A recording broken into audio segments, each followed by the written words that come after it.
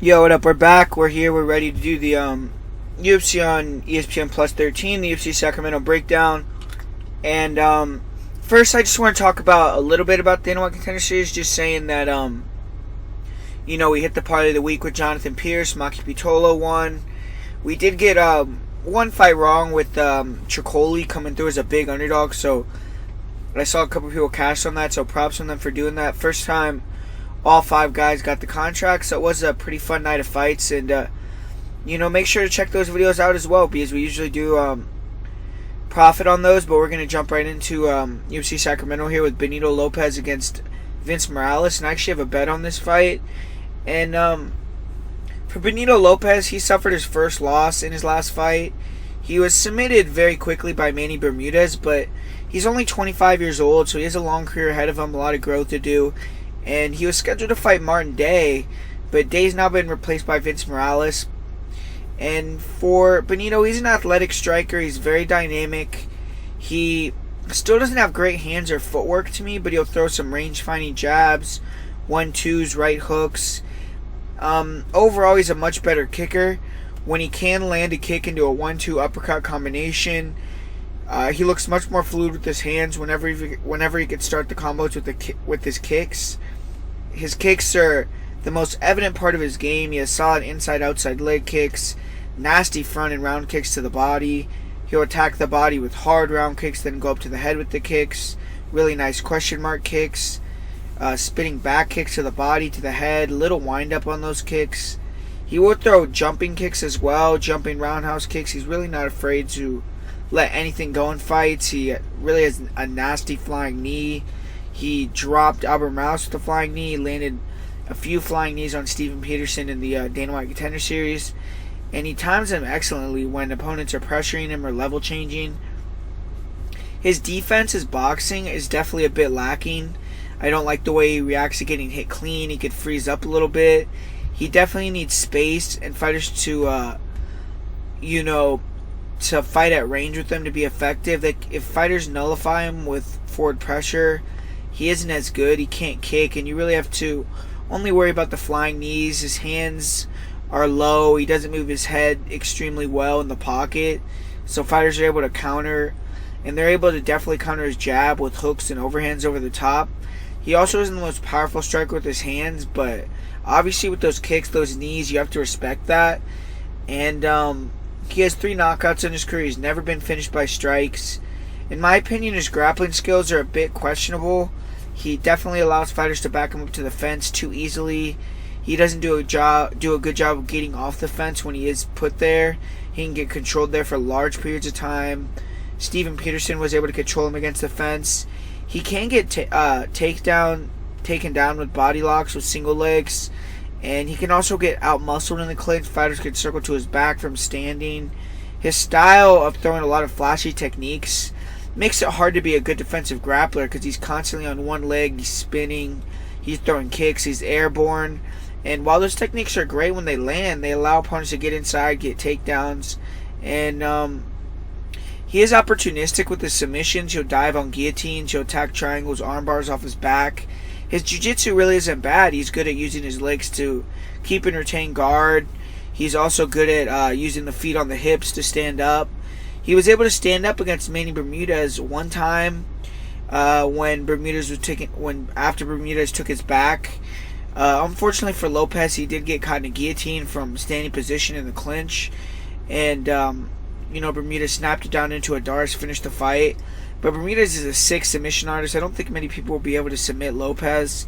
He looks to be squirmy, good on the ground defensively. He does have a solid guillotine and 2 submissions.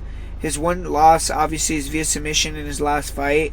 He's going to be the more athletic, faster fighter here. He has to move. He has to use that ladder movement, the straight punches, the kicks to keep, Morales on the outside. I think his low calf kicks are going to be, a nice shot to work in this fight. And he's going to have success if given space. He's going to be able to stick and move all night. Vince Morales, here in his first UFC win in his last match, he got that upset win over Ayman Zahabi. And I actually won some money on that fight on Vince. And Morales, he's a fun fighter to watch. He is a solid striker. He's light on his feet. He has a hands down wide stance. He's crisp hands, nasty punching combinations. He's accurate. Good jab. He'll double, triple up on the jab. He'll also power the jab out to land the straight right hand, and very clean and powerful with the shots. Very good short left hook, and in the pocket he will unload with some nice punching combinations. He likes to land leaping right hands if you're backing up. His counter left hook, backing up himself, is pretty nasty. When he lands clean, he can finish the fight. He's aggressive. He keeps a good pace. He'll throw hooks to the body. He'll throw occasional leg kicks, and his head kicks are decent, but overall he's not a very active kicker. And he's very heavy on his own lead leg. He's susceptible to leg kicks. He's flat-footed at times. He likes to counter most of the time. In this fight, he has to go first more. He has to back Lopez up. I think his chin is a bit questionable. When he gets clipped, he wobbles in a lot of fights. He has a decent ability to recover and keep going, but he showed a strong chin against Yadong Song. He took a lot of big shots, and he's definitely dangerous. He has 5 KO TKOs in his career. For Vince Morales, he is a former wrestler, but he's not a grappler in MMA. He'll rarely go for takedowns or initiate the clinch. If fighters initiate the clinch on him, he has improved his takedown defense. He's hard to take down. Good job of sprawling on double legs. He doesn't let fighters cement position. If they do take him down, he'll bounce right back up. He was able to circle to the back in some fights I've seen, land a couple slam takedowns. And I imagine when they clinch up with each other, he might be the stronger guy in the matchup. He also has good ground and pound after he drops opponents. He can get pretty brutal knockouts with ground and pound. He has 3 submissions. He has been submitted 2 times.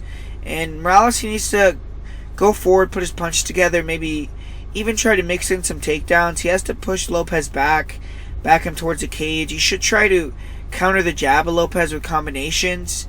If he gives Lopez space, he's going to struggle because I see him struggling with the movement, the kicks. But Morales does have power. He puts his punches together well. If he can back Lopez up, he could piece him up or get a knockout victory. He may try to go for takedowns here, but he's never done that in previous fights, so not sure if that's going to be a super effective game plan. But I like Benito Lopez here. I have a play on him at plus 125 or plus 120. One of those lines, but I think he's too athletic for Morales. Morales doesn't like to go first, and he doesn't cut the cage off well, in my opinion. I think Lopez is going to be able to kick and move, not throw hands much. I don't see Morales taking him down. I think he's going to be out-volumed by a large margin. I think that his leg kicks and the body kicks of Lopez are going to start to hurt Morales, and I think Lopez could get a highlight reel knockout here, but I'm going to say Lopez via decision, and like I said, I do have a play on him, and I think that he should get the win here. And up next here we have a pretty close fight with Livia Hanato Souza taking on Briana Van Buuren, and Livia, she's already started her career 2-0 in the UFC. She was scheduled to fight a much more high-profile fight here against Cynthia Calvillo. This might be a letdown spot for her, but she was able to overcome her last opponent, who weighed in at 123 pounds. So I think she has a pretty good mindset. It was a hard-fought decision. Souza, she's light on her feet. She has good lateral movement, good side-to-side movement, nice leg kicks, good 1-2s, fast hands as well. And in this fight, she should throw long hooks, straight punches. Her straight right hand is powerful. She'll use it to close the distance. She has good hooks to the body, to the head, inside. She does like to get inside and brawl, but in this fight, she needs to stay on the outside, use her body kick as well. She has a really nice liver kick. And Souza's not going to go backwards or allow Van Buuren to bully her like I've seen her like to do to other opponents. And Souza's usually a much more smaller girl in her fights, but in this fight she's going to have a 5-inch reach advantage, so that's something to account for. Maybe she's going to be able to shop for striking a little bit more here. But Souza is a black belt in jiu-jitsu. She's very aggressive. She'll dive on submissions in the clinch from standing position. She'll go for guillotines. She also doesn't mind being on her back. She'll attack with leg locks. She'll attack with triangles, arm bars. She'll pull guard. But her best takedowns are definitely her trips, her judo throws. And in her last match, though, she showed some improved timing on double legs. She was able to take Sarah Froda's back, who is also a black belt. She almost submitted her with the rear naked choke. And, she has good sweeps off her back. She has good armbar attacks, like I said. She's comfortable fighting anywhere on the ground. She doesn't take much damage. And Briana is a girl who likes to get takedowns, so it's going to be interesting if Briana is going to be willing to take it to the ground here. But she has hard ground and pound, great back takes. She has good rear naked chokes, good guillotine chokes. And she's opportunistic with the submissions. When she sees an opportunity, she goes for it. She has 8 submissions in her 13 career wins, and she's finished 10 of her 13 wins overall. She has great cardio. She has 5-round championship experience as well, and she's finally gonna have a height reach advantage for once. She needs to try to stay long with her straight punches, her body kicks, and obviously she's gonna be looking for takedowns like she always does. I don't think she's going to mind working in the guard of Van Buuren if she gets takedowns. She can't get too complacent there, though, but I could see her getting a submission off of her back if she does get taken down. But I also could see her just hanging around on top, just doing enough to keep Van Buuren on her back if she can get takedowns herself. But it's going to be interesting, if she can get takedowns, or even if Van Buuren's going to try to take her down. I haven't seen Van Buuren off of her back much since her 3-year hiatus, but obviously I imagine Souza is going to be better in top position. And I think in the clinch, Souza should be able to get takedowns, control well there with their height advantage. And she's going to be the veteran here, and she needs to use kind of a savvy game plan to defeat the young athletic Van Buuren. But for Briana, she's coming off winning a one-night tournament in Invicta. She won 3 fights in one night. She took out 2 UFC veterans, and Juliana Lima and Kaylin Curran. And she's getting a big opportunity here to jump right into top 15 fights with a win. She's 5 feet tall. She's a spark plug, short, stocky. She can hit hard from close range. And she's also a southpaw. She has a wide stance. She likes to explode in and out of range. Good hooks, overhands, and she will throw a nice rear uppercut, left hook combination. Her hands at range aren't great. She can struggle to find, her distance. She really likes throwing the left roundhouse kick to the body after she lands it to the body a few times. She will go to the head. And when she does back opponents up to the cage, she will start to throw nice combinations, body head. She has solid power. And she definitely has attitude. When she gets in the fight, she has confidence. She'll talk shit. She'll taunt her opponents. But she doesn't have huge power. She only has 2 KO TKOs. But she's a strong, explosive wrestler. She has nasty blast double leg. She'll take opponents off their feet. She dominated all 3 of those fights in Invicta with the wrestling. And on top, she isn't extremely dangerous, but she's heavy. She does enough to keep the top position. She will throw some short punches, some forearms, some elbows. She does like to transition to the mount or the back, and she was able to get a rear naked choke to capture the Invicta belt against Kaylin Curran. She's a brown belt, and I do see her trying to get takedowns. If she can control Souza in, stay in her guard and stay safe, that's going to go a long way towards her getting the victory. Van Buuren has 3 submission victories, but I'd be surprised if she finished Souza even on the feet or on the ground. I see Van Buuren trying to stick and move, win a majority of the rounds on the feet, then seal the rounds with late takedowns. She's going to be the faster fighter, and if she can find her timing, she will have success in the striking, in my opinion. I think that Souza's going to be able to earn a victory here by decision, though. I see her being able to land some strikes, get takedowns. I don't see her letting Van Buuren back her up. I haven't seen Van Buuren fight off her back, and I don't rate Van Buuren striking enough to say she's going to take out a girl who's never been taken out like Souza or even outstrike her. I also don't trust her BJJ from top position. I think Van Buuren has big potential. If she can get the win here, she's really going to be on the track to, being a big star potentially. But I'm going to go with Livia Souza via decision or via guillotine in this fight. But the pick's going to be Lavinia, the Brazilian gangsta Souza. And up next here at Pingwan Liu taking on Jonathan Martinez. And Pingwan Liu is going to be looking to run his record to 3-0. He's one of the main training partners of Yadong Song. They fought back-to-back here, back-to-back weeks, so they probably worked a lot together. There's actually 6 guys on Team Alpha Male on this card. And Liu has won 10 consecutive fights. He is a well-rounded, explosive fighter. And he's going to be the bigger, more powerful fighter in this matchup as well. He's very aggressive, almost too aggressive, but he's a great athlete, great physicality. He's still very young. He needs to gain composure, honing his skills a little bit, but he has a nice jab, a good one too. His straight right hand is very fast. He has very powerful overhand rights as well. He'll throw a jab, overhand right. He'll throw jab, left hook overhand right combinations. He really likes to end combinations with overhand rights. He'll also start combos with rear uppercuts that are pretty powerful. He likes to throw spinning back fists, decent body and head kicks, but not the best. He does catch kicks very well. He's good at returning with powerful straight punches. And good footwork. He cuts the cage off well. He has very good forward pressure, very good cardio. And in his last match, he was able to catch a kick, counter, drop his opponent in round 3, out-grapple Martin Day, and win a round in a fight that was 1-1.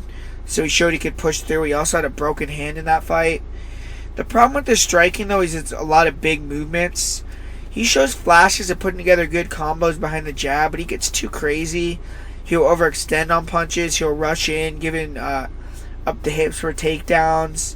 And he was sat down with the shot in his last match. He doesn't move his head well. And he'll enter the pocket on straight lines at times. And he was getting beat up at range with kicks in his last match. He needs to be inside to be successful in this fight. But he is cocky. He's willing to take one to give one. He's willing to walk forward. He trusts his chin. He has 4 KO TKOs, but he has been finished once by strikes. And he's a strong fighter. He isn't a great wrestler, but his jiu-jitsu looks good. He'll try to blitz and with some punches, dive onto a single leg. He gets the majority of his takedowns, though, through catching kicks and, driving opponents to the cage or just dumping them. And when he gets opponents against the fence, that's where he'll attack with singles, with doubles. He's only 1 for 5 on takedown attempts in the UFC. And he can get taken down when he's too aggressive, but when he sees the shots coming, he's very good at sprawling. And he'll use it to take top position. He has good front chokes, and when he's taken down, he's very hard to hold down. He will sweep. He doesn't mind being on bottom. He'll even pull guard. He was almost able to get a flying guillotine on Martin Day, and he also pulled guard once in that fight. He works well off his back. He'll bring his legs high. He'll trap for arm bars. He'll attack for triangles. He'll also roll for pretty good leg locks. He has decent sweeps. He was able to take the back of Martin Day in his last fight. He threatened with an arm bar there. And his jiu-jitsu is good overall. But Jonathan Martinez, his first UFC victory in his last match, he won a unanimous decision over Luigi Buuren. But, he will be looking to take out another Chinese prospect here in Pingwan Liu. And he's a smaller 135er. He's going to be undersized here. And he isn't as explosive an athlete as Liu, but he's more technical for sure, especially on the feet. He's a southpaw. He has good body kicks, good straight left hand. He has good kicking technique. He usually starts his combo with kicks, inside leg kicks. He has good front kicks. He'll throw oblique kicks to the knees as well. He'll throw a body kick to a left hook combination. Jab, left hook combo. Nice right hook, left uppercut combo. And when he finds his range, he can go forward. He flows well. He's very fast. He has nice knee straight up the middle to the body, to the head. But he doesn't have the greatest footwork. He's too flat-footed at times. He'll stand in front of opponents. He's willing to take shots and counter, but the last time he fought an explosive athlete power puncher in Andre Sukumtath, he kind of went into a defensive shell after he got hit a little bit.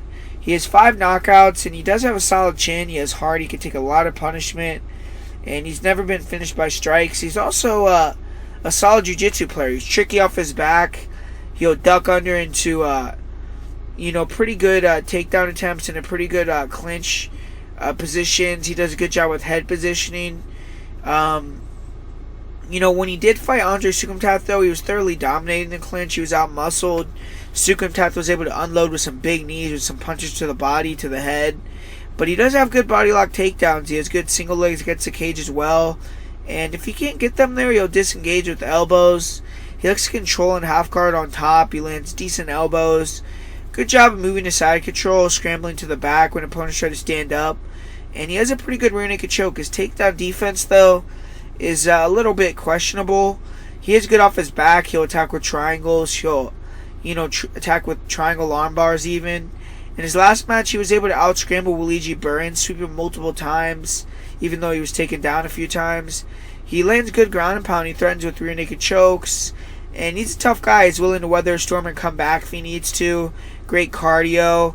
He needs to utilize his range striking, though, to defeat Lou. He needs to go first, work his kicks, counter with punches as Lou tries to get inside. And he can't let Lou bully him. He has to go first. He can't be going backwards. And this is a good fight, but I'm leaning towards Pingwan Lou. Buuren was able to land several shots with blitzes, got several takedowns. But Martinez's jiu-jitsu is better. He's able to sweep.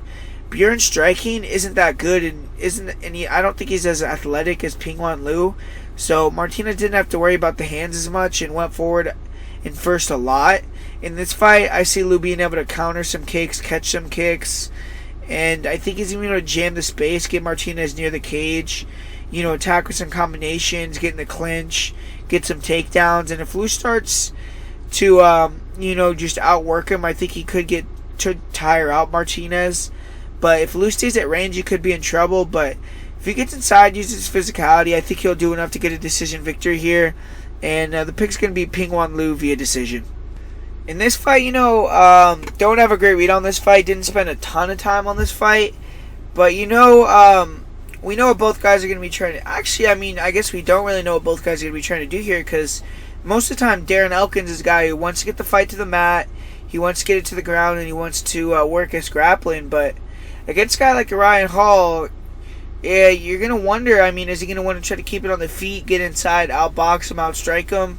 And that's probably going to be the smart game plan here. But, Ryan Hall is a tricky game, where he's going to have the same reach as Darren Elkins on paper, but the way that he fights, I think he's going to, be the one landing the better strikes from the outside with those kicks, because he has real fluid kicking technique with his front leg. He has those nice front leg kicks to the body, to the head, those hook kicks.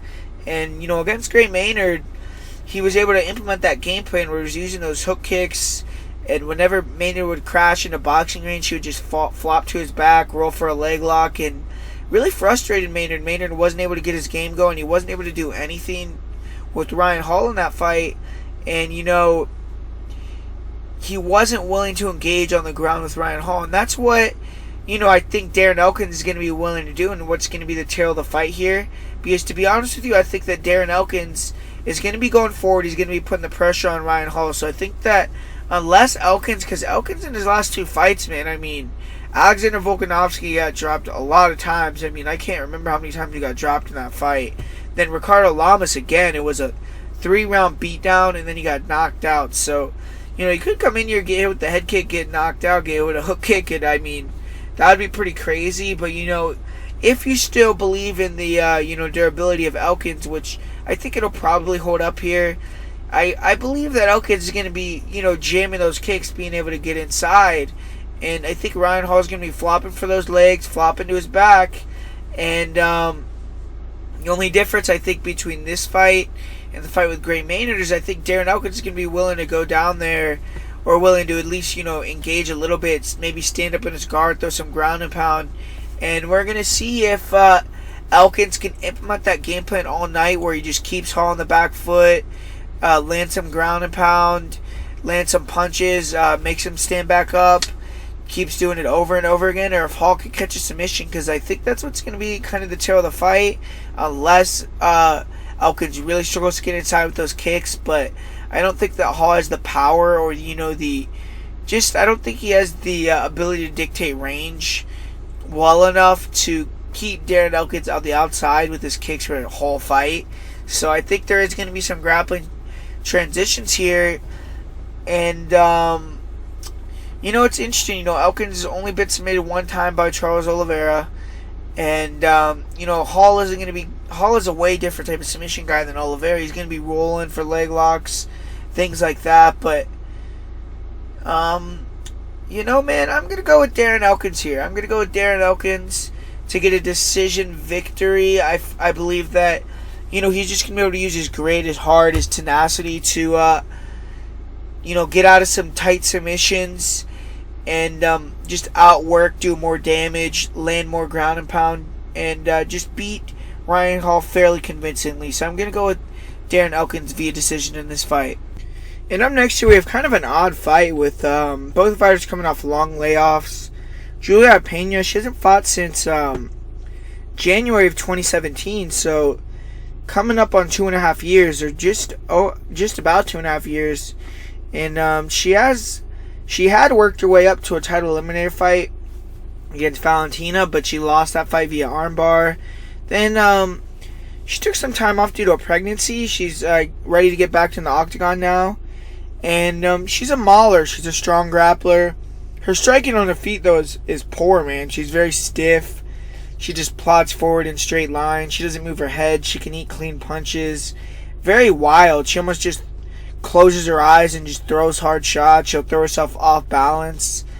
She will use her jab to start hook combinations to cross the distance. She'll throw left hook, right hook combos along with left hook, overhand rights. She'll throw wild round kicks to all parts of the body. She doesn't really set her kicks up at all. Her whole striking game is just to get a hold of opponents and grapple. She will throw some hard, but she will throw hard, but her striking is just undeveloped. It's wild. And I will say I've been watching some, not fights, but I've been watching some, videos of her hitting the pads on Instagram. She looks to have a bit crisper, cleaner hands there. So maybe she's going to come in here being a more effective wrestler, boxer. But, she has 3 TKOs, all with ground and pound, and she has been finished once by TKO. And Pena, she's a good grappler. She's tenacious. She's a good scrambler as well. Strong in the clinch. She digs nice underhooks. She's able to control position, land knees to the body. That's where she's going to want to be here, in my opinion, in this fight. Good trip takedowns and nice throws. Very physical. And she's a pressure fighter on top. She likes to rain down elbows, forearms from inside opponent's guard. She'll pressure past the side control. And she'll look for a crucifix position from there. She'll also look to take the back. Good back takes, and she will flatten opponents out. Look for the finish there with the ground and pound. She also has 3 rear naked chokes. And in her last fight, she was armbarred when she was inside Valentina's guard. She can get taken down herself as well. And she was taken down in a lot of her UFC fights. Jessica I took her down, Kat Zingano, Valentina, and all held top position on her for multiple minutes. She will get too aggressive going for takedowns, end up on her back herself. And she also throws a lot of unset up kicks, knees, especially in the clinch, that can get caught and taken down from. And she can be controlled and held down, especially if you pass her guard. If you're inside her guard, she will thread with the arm bars or triangles. She'll roll for leg locks. And she has great cardio. She'll usually win the scramble. She's effective on top, and that's her game. She has 5 submissions, and she is, a badass. She won't quit. But there's a lot of question marks regarding her, though. She's coming off her first loss since 2013, a long layoff, a pregnancy. It's hard to gauge what type of shape she's going to come in, if she would have sharpened her skills or not over the layoff. But she's most likely going to be the bigger fighter and, want to get it to the mat. Get a hold of Montano. She should be more physically strong. I think she's going to be able to land takedowns in the clinch, control on top. And, with her wide style, I think she will be effective landing some punches. She might hit harder, but I think Montano definitely has an advantage on the feet. But on top, she just has to worry about control, landing enough damage to stay there. And I think Montano is going to be hard to finish, so she should play it safe in this comeback fight, not try to exert a lot of energy and just, win through top control. But Nico Montano, she hasn't fought nearly 2 years either. The last time we saw Nico in the cage, she was getting that belt wrapped around her waist. She became the first female flyweight champion in UFC history. She beat Roxanne Modafferi.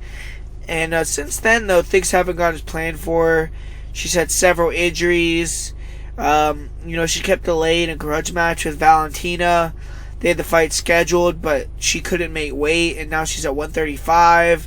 Then she was flagged by USADA. So a lot of things happened. She was even originally scheduled to face Sarah McMahon in this spot, but Juliana Pena's coming in on short notice, and it's a similar opponent. Montano, she's a much more technical striker. She has pretty good lateral movement, solid feint, sidestep, movement going forward. She creates new angles off that. She will switch stances. But overall, striking is definitely still developing. She has a nice jab, good left hook. She will cross the distance with 1-2s. She's fluid with her kicking technique. She has nasty inside leg kicks, body kicks. She'll throw nice front kicks to the body.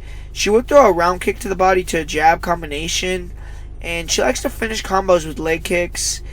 The one thing she doesn't do well is she doesn't handle pressure.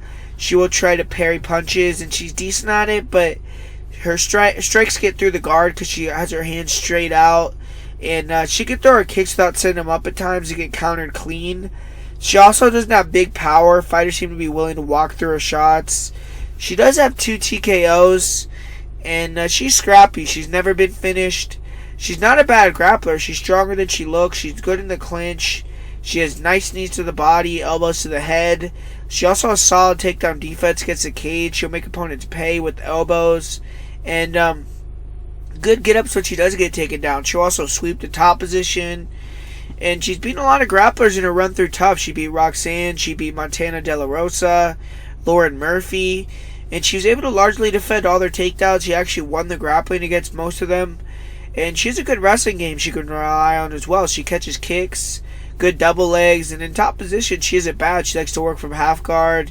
She lands good elbows, forearms, and she will stay at opponents' guards, land hammerfist, short punches. She has good submission defense. She is the big submission threat herself. I would be surprised if she got a submission here. She's going to need to go forward, go first, use her striking, make Pena walk into her punches, throw with bad intentions. She needs to make Pena pay when she's in the clinch with elbows, with knees, not allow easy takedowns. And if she does get taken down, she needs to try to get back up, make Pena work. And Montano has good cardio. She's most likely going to be better on the feet. And I think she's going to be the one who, of the two, have made more improvements, because I think she's going to have more time to train. But I really don't have a good read on this fight. I think we could see Pena using her physicality, improve boxing to back Nico up and get a win. Or I could see her looking old. It's possible Nico will be able to move, use her kicks or straight punches, beat Pena up in the clinch, disengage, and make her look bad. And I'm going to go with Nico Montano via split decision in this fight. I know I might get a lot of shit for this pick, man, but yeah, I'm going with Nico Montano to get the win here by decision. And up next here we have Andre Fili against Shaman Rice, and I really like this fight, man. I mean, I thought Fili looked excellent in his last fight when he fought against Miles Jury. His jab was on fire in that fight. He was moving a lot. He wasn't standing right in front of Jury. He was popping the 2. And the thing is, though, he should have let go more with his punches, because I think he had a big speed advantage there. I think he could have maybe taken him out. But Fili, man, when he's moving, when he's switching stances like that, he could jab off both hands. And he didn't even use his wrestling in that fight, where I think in this fight he's going to use a lot of his wrestling, man. His double legs are nasty. I really, I kind of like Fili. I like the way that he fights. I like the improvements that he's making. He did get sat down with a spinning back fist in that fight. And in my opinion, man, the way that Shaman is going to win this fight, if he wins, is going to be via knockout. I think that, Fili is going to be able to use enough of his striking with his... I think that he's going to be able to go forward, because I think Shaman, he kind of doesn't like being pushed backwards. We saw that with Matt Sales. He was able to counter some big combinations, but Sales was able to block a lot of shots. He was able to land, make Shaman moving backwards, jam his kicks, because Shaman's body kicks, his head kicks are dangerous, man. And he does throw wild hooks. I mean, looping wide hooks. And if you get hit with one of those, man, you're probably going to go to sleep. But the thing about it is, man, I mean, Fili is a very smart guy. He, he has good defense, in my opinion. He's not going to stand in front of Shaman. And I think he's going to go forward, though. Back him up towards the cage. He needs to back him up towards the cage. I mean, he needs to make Shaman go backwards. If Shaman goes forwards on Fili, he's going to knock Fili out, in my opinion. But if he can back Shaman up with the jab, keep him, on the warning track near the cage, and mix it up, shoot takedowns, get Shaman on his back, make him work, then I think Fili's going to be very, very live to get a win here in this fight. And the thing is, man, I think that Moraes is coming off a war, man. He just fought recently against Sadiq Youssef, where he took a lot of damage. He got dropped, he got hurt a couple times, and I thought Fili's performance in his last fight was much more clean, even though it was against an easier opponent probably. But this is a fun matchup. It's like Shaman, even though he's probably around the same age as Fili, he seems more like one of these newer guard guys, like where the newer guard guys fought last time with Sadiq versus Shaman. And Andre is part of that old generation where he fought a lot of these guys. He's fought Michael Johnson, he's fought Miles Jury, he's fought Yair Rodriguez. I mean, a lot of these, he fought a lot more guys that have been entrenched in the UFC for a while now, whereas Shaman is one of these new names in the 145-pound division that's just exploding now.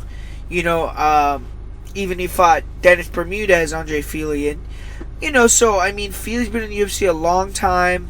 Max Holloway, I mean, he's fought a lot of guys, man, but I actually think of this fight that, Fili is going to be able to use a game plan here. I think he's going to be able to get takedowns. I think he's going to back Shaman up with the jab. I think he's going to have the better cardio. And I think he's going to get the victory here via decision. But I do think that if Shaman is to win, it's going to be via knockout. And I think that if Fili can't get takedowns, it's going to be a much closer fight. But the pick is going to be Andre Fili to get the win in that fight. And up next here, we have a fight that I could see maybe even being fight of the night here with Mike Rodriguez taking on John Allen, the newcomer. And Rodriguez is going to looking to build off that pretty awesome knockout against Adam Milstead. And at 6'4" with the 82.5 reach, knockout power, I mean, he's a solid prospect. Great athlete, very good kicker. And he has a nice jab, fast straight right hand, good right hook, nasty round front kicks to the body. In space, he's very dangerous, man. Jump knees, good kicks.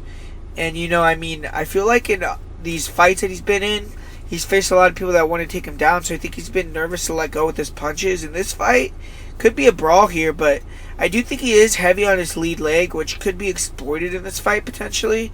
But he does hit hard, man. I mean, he has big power. He has 7 knockouts and 9 wins. Good chin. He's never been finished by strikes. And, I don't think he's going to have to worry about much grappling in this fight, but he has decent takedown defense. He does make opponents pay with big elbows, Travis Brown type elbows to the head. But he can't allow himself to get backed up near the cage in this match because Allen can't control there. He has good combinations. And he needs to keep the distance, use his jab, his straight punches, his kicks. And land clean on him when he tries to get inside, because if he lands clean, fighters usually drop. He needs to avoid trading with Allen, keep him at kicking range. But John Allen, he's stepping in on short notice here. He is from Brazil. He's coming off a victory just 2 weeks ago. He did lose to Vinicius Moreira on the Dana White Contender Series, and we've seen how Mamouche has performed in the UFC, so it's a bit alarming that he lost to him.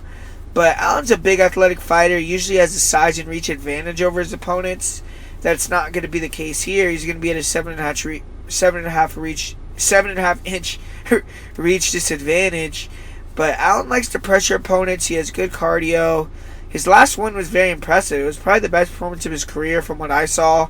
He was fast in and out. He was showing solid feints, heavy low kicks, inside, outside. He had a fast jab. And he's very good when he can back opponents to the cage, work his jab, work his combinations off that. He'll throw a jab, overhand right. He throws big hooks in combination in the pocket, fast punches there. And he can't overextend on shots, leave himself open to be countered. But he hits hard himself, and he can look uncomfortable a little bit when he's getting backed up. But he'll throw hard counters to back opponents off. And he has switched stances a lot in previous fights, but in his last fight he didn't do that at all. But when he did switch stances, he seems like he likes to kick more from southpaw. Round kicks to the legs, the body, the head. And usually just will flick the kicks up without much power, but then you'll mix in some power kicks. He mixes in elbows, and he looks like a strong guy. He's hard to back up, goes forward. He trains out of shoot box, and looks like he likes to brawl like most of those guys from that camp do. And if Allen is in good shape, I think this actually has the makings of a good fight. If he's able to eat the power of Rodriguez, get inside, he shouldn't have to worry about wrestling. And he has 8 knockouts. He's never been finished by strikes. And Allen is not a wrestler. He allows fighters to get in on his legs easily. He's easy to take down against the cage. And he will look for takedowns himself. He'll use punches across the distance. And his takedowns really aren't great. He usually just mauls opponents to the mat. When he gets on top, he doesn't seem to like to pass the guard much. He just stays inside the guard. And short punches and elbows. He was submitted by triangle against Ferreira, but his whole game plan is just to keep it on the feet usually. But he obviously isn't part of the quick tap club. He survived a deep armbar. He does have heart. I only see him trying to get a takedown here if he looks bad on the feet. I think that he's going to come to bang. I see him trying to go forward, throw leg kicks, force Rodriguez to trade. And if Allen can land some leg kicks early, limit that movement, it could become his fight to lose. If he can back Rodriguez up, force him to trade, he definitely has a chance to land a combination that hurts him. But I'm going to pick Rodriguez here via first round knockout. I think the line's off, though. I think it's going to be a slugfest for as long as it lasts. And I just think Rodriguez is eventually going to be able to get his range, land some long kicks. And I think Allen's going to eat some straight punches. He tries to get inside and get knocked out. So I'm going to go with Mike Rodriguez via first round knockout here. In this fight, we have Marvin Vettori, who's coming back from USADA suspension, taking on Cesar Montano. And I think Vettori's going to have some problems with Montano here. I think Vettori doesn't feint much. He relies on explosion, blitz attacks. And when he's forced to go first, he comes up short a lot. He struggles to get his range. He will try to jab his way in, and he throws a lot of straight and hook combinations in close range that are nice. He does have fast hands. He has good step-in knees. He has a good left hook, left straight combo, and he likes to slip and rip. He can return shots when opponents hit him pretty well. And he is flat-footed, though, a lot. And he's easy to hit. His kicks are heavy. He has nice body and head kicks, but he will throw a lot of, leg kicks as well. He will use his punches to crash in the clinch. He has decent body locks. In top position, he is aggressive with ground and pound. And in this fight, he's obviously going to be looking for the knockout. He is heavy on his lead leg, though, and he's going to struggle with the timing of Cesar to me. I think that when he tries to rush in, Cesar can duck under, get takedowns. The thing is, Vettori has great cardio. He's a strong chin. And, that ability to absorb shots and land his zone gives him a chance here. He only has 2 knockouts, though, so he isn't a big power puncher. Both fighters are southpaws here. Cesar has nice kicks. He has a long reach. And, a straight left hand is very accurate. It's stops opponents in their tracks. It makes it hard for them to get inside.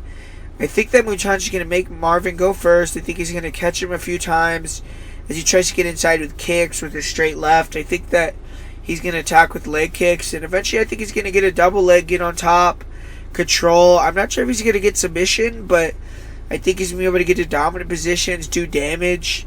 And there's certain fighters that I like to bet against Cesar. Those are guys that are younger, who lack composure, and I think he can be beaten by sound game plans. And I think that Cesar is going to win via submission here. I just think that Vettori, I think that his grappling is good, and if he could get this to the later rounds where he's maybe getting on top of Cesar Montano, then I think that he could do damage there, and he could potentially start to change the fight. But if he can't deny these takedown attempts and he's getting taken down, I think that Cesar is going to finish him in top position. And I think that early on that he's going to come in here very aggressive off this USADA suspension, trying to make a statement, get a finish. And I think he's going to get taken down. And I think Cesar's going to get the submission. So I'm going to go with second round or late first round submission here for Cesar Montano to get the victory. And up next here we have what's going to be my most confident pick of the night. And it's going to be Carl Robertson taking on Wellington Turman.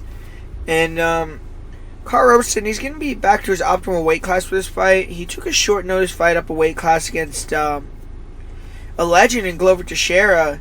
He almost got knocked out, but Glover was able to survive and get the submission shortly thereafter. Robertson, he has had some mixed success at 2-2 in the UFC. He definitely needs to make a statement here, but he's very athletic. He's a good prospect. He's fast. He has a nice straight left hand. He has a nasty left hook. His straight left hand keeps opponents at bay, and he's able to pot shot fighters from the outside. Good leg kicks, good body kicks. He will brawl at times, and he's had an issue with leaning back and returning, relying heavily on speed. But he will throw uppercuts in close range. He can get a bit wild closing the distance, and he can also back up a bit awkwardly when he's defending blitzes at times. He needs to kind of land and angle off, use a lot of movement, not stand in front of him. And he has big power, but in his last fight against a striker and Jack Marshman, he ate some clean shots. He was able to, he was able to survive all 3 rounds when Marshman fought him, and he also was able to dish out a lot of punishment. So I'm not sure if he's going to be able to have the power to put out Turn with one punch. He doesn't throw many combinations. He should look to improve that, because I feel that if he can land a second shot after his right hand, he could put fighters out more consistently. And he has 2 knockouts. He's never been finished by strikes. And, he's improving as a grappler. He has well-timed double legs. And on top, he has good ground and pound. He has big elbows. He transitioned to mount. He was able to do a finish Ryan span in less than a minute with Travis Brown elbows against the cage. He has wicked knees to the body and the head. And against Glover Teixeira, he hurt him with those same elbows. Glover was able to, recover, take top position, and get a arm triangle, which he struggled with. Both the guys that have gotten on top of him in the UFC have both gotten arm triangle victories, but both those guys are black belts. And Roberson, has 3 submissions. He's been submitted 2 times. He's going to be taking on Wellington Turman here. He was only 22 years old, but he's already fought 17 times. And this is going to be his first fight out of Brazil. He isn't very technical. He's very wild. He has a decent 1-2, but relies on blitz attacks. He'll leap in with nice left hooks, overhand rights. He will throw kicks after he punches, but he, like left hooks into head kicks. He has nice body kicks also, but they don't look super powerful. He looks very open, very hittable to me. His defense is lacking. He relies on offense to hide his flaws. And against a guy like Carl Roberson, I would really try to get it to the mat. He just isn't as crisp or fluid with the striking, and Turman doesn't really have big power. He only has 4 knockouts. He has never been finished by strikes, though.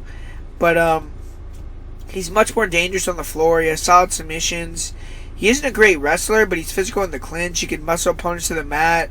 He likes to circle to the back, look for rear naked chokes. He has a good squeeze. He can lock him in without any hooks in, and he can't get choked off the back, though, due to that. I've seen opponents also control him in his guard, and he's not nearly as dangerous off his back.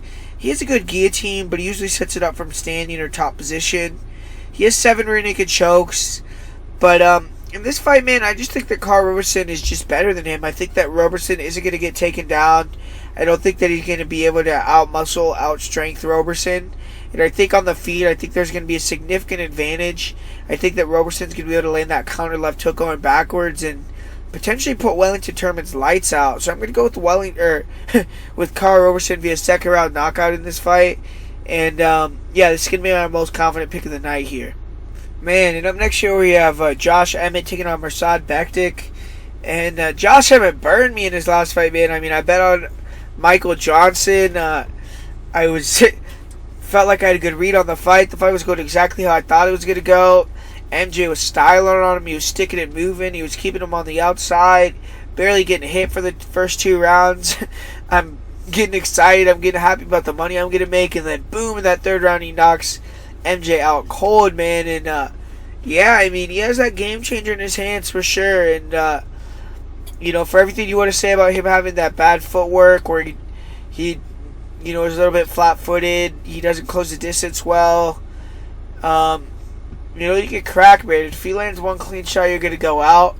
And notoriously with Mirsad Bektic, I mean, he's been a guy where he's done everything tremendously well. He's been able to grapple extremely well. He's been able to strike very fluidly.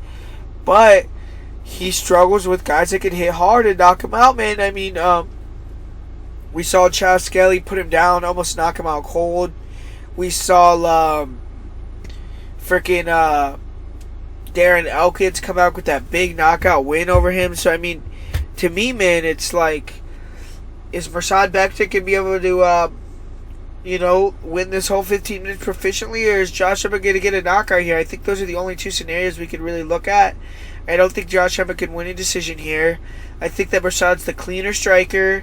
I think that he's faster in and out. He has the better footwork, the better shot selection, the more variety.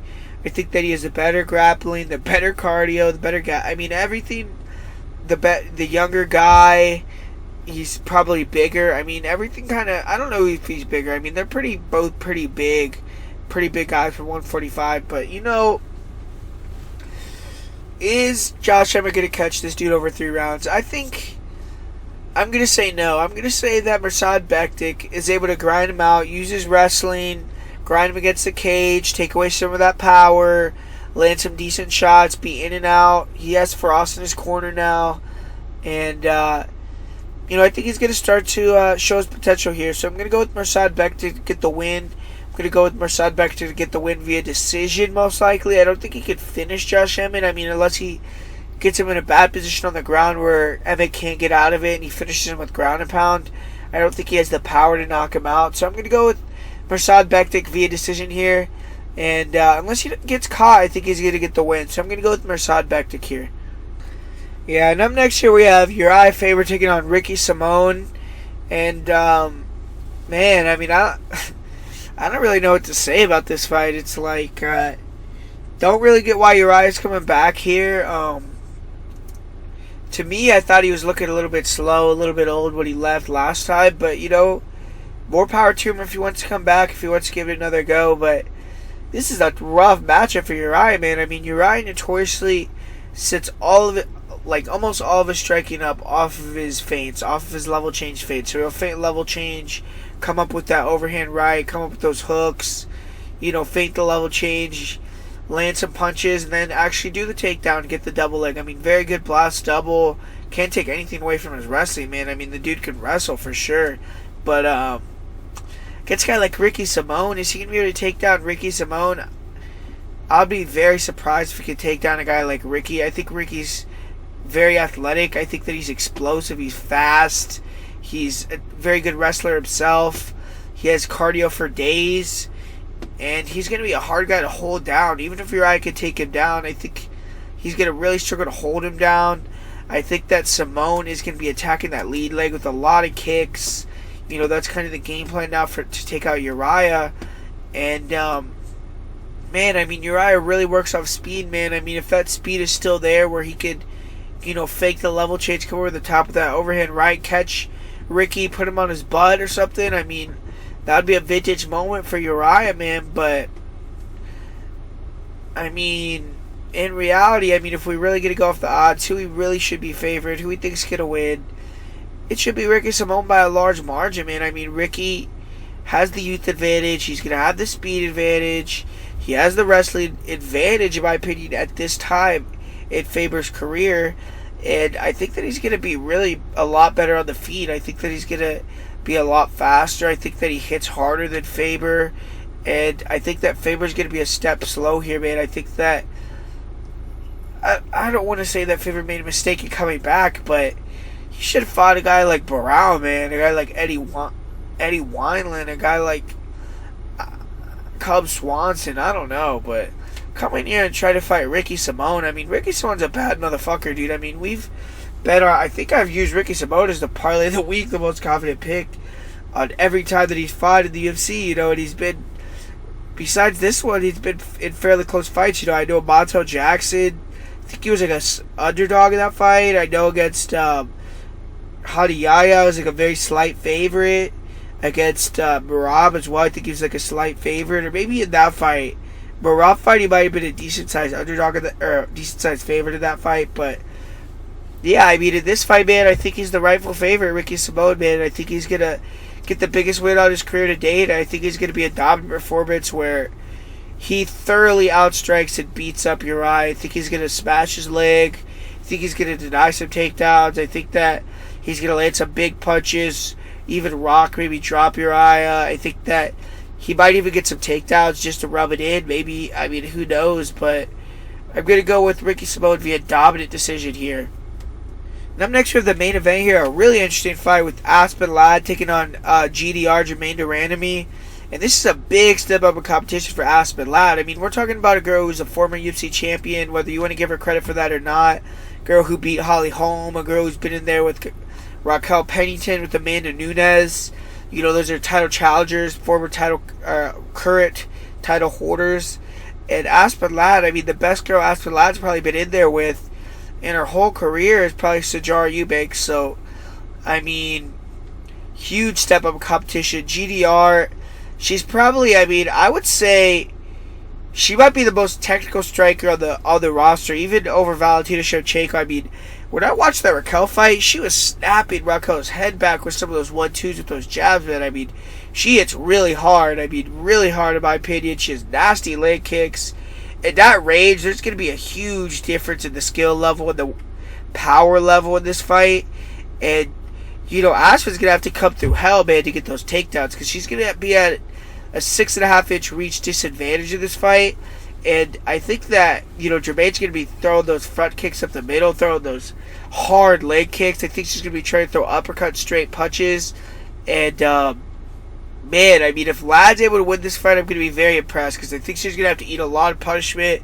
And for Lad to win this fight, I think she's going to have to take it to the later rounds and still have that elite cardio where she's going to be able to continue to just push forward and, take these big shots from GDR, maybe catch a kick, get a takedown, and change the course of the fight with some big ground and pound. Get a position where maybe she could even get a TKO where if she could get them out, or just do a lot of damage, slow cook GDR, get her tired, and start to take over the fight. Because I think early on, I mean, we saw the way that Aspen Ladder and Jar Eubank just went to war. That was some sloppy stuff. I mean, I'm not trying to take anything away. She went to war. She was landing some hard punches. She seems like she has some pop. She could give shots to take her own, but she was getting rocked with some of those shots by Cesar. And if she gets hit clean with that same type of shot against Germain, she may be going to her back. She may be getting knocked out. So, yeah, man. I mean, this fight's a very, very traditional matchup. Boxer, grappler, or boxer versus striker, or wrestler versus striker. Holy fuck. But, yeah, man. So, I mean, shit. I think that Germain, she's a big underdog in this fight. I'm looking at it, it's like, man, I mean, people have that much faith that I guess Aspen is going to be able to find a takedown somewhere over the course of this fight. And I will say that the last time we saw Germain get taken down against Amanda, she showed nothing off her back. I mean, she got mounted, she got beat up, and she got TKO'd. I mean, it wasn't like she was hurt. She kind of just got stopped because she didn't know how to get out of the position, but didn't look good off her back. But she hasn't been taken down since that fight. I mean, she's fought Raquel, she's fought Holly Holm, who attempted some takedowns. That's not Aspen Ladd, that's not a wrestler. So, there's a lot of question marks here. Germain does keep the distance very well, but if Aspen does get on her legs, is she be able to stuff the takedown? If she does get taken down, is she going to be overwhelmed, or is she going to have, enough to stay safe, maybe even stand back up? We don't really know, because she's never been taken down since that fight. That was in 2013, so 6 years of training. She has to have gotten somewhat better. I mean, you'd hope, right? So, to me, though, man, I mean, all these fights start on the feet, and I think that Germain's going to attack that leg of Aspen Ladd and really kind of slow her down with those leg kicks, man. I think she's going to make her hurt with that leg and start to piece her apart with hard shots, big 1-2s, big punches, and I think Aspen's going to really try hard, desperately, to close that distance, get really sloppy, and I think that she's going to start eating more and more punishment. And I'm going to go with Germain via third or fourth round KO TKO in this fight. I think that the randomie is just a little bit too much for Aspen. I do think Aspen's going to be back. I think she's, potential champion, potential title contender, all of that. But I think that Germain, she's going to teach her a vet lesson here, knock her out. And Aspen's going to have to get back on the horse here. But I'm going to go with Germain to randomie to get the victory and get the finish in this fight as an underdog. And for the most confident pick of the week, like I said, it's going to be Carl Roberson. For the parlay of the week, I'm going to do Carl Roberson and Ricky Simone, which, pays out pretty decent. I think it's like 85%, not bad.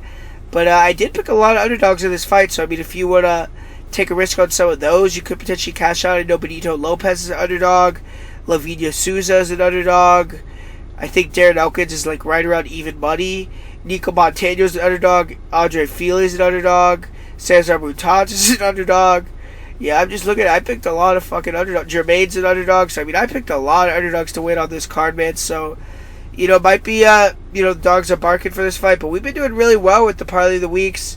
We hit again on the Dana White Contender Series. A pretty nice parlay as well. So, we're going to try to keep it rolling, guys. So, comment, like, subscribe. Share the video. Do all that. I really, want to see some more interaction, some more comments, some more likes, and yeah, so tell me who you guys like in the comments. Tell me what you think of the main event, what you think of last week's card, what you thought of Dana White Contender Series, if you made money, and hopefully we could cash some bets and have fun watching UFC Sacramento. So I'll see you guys next week.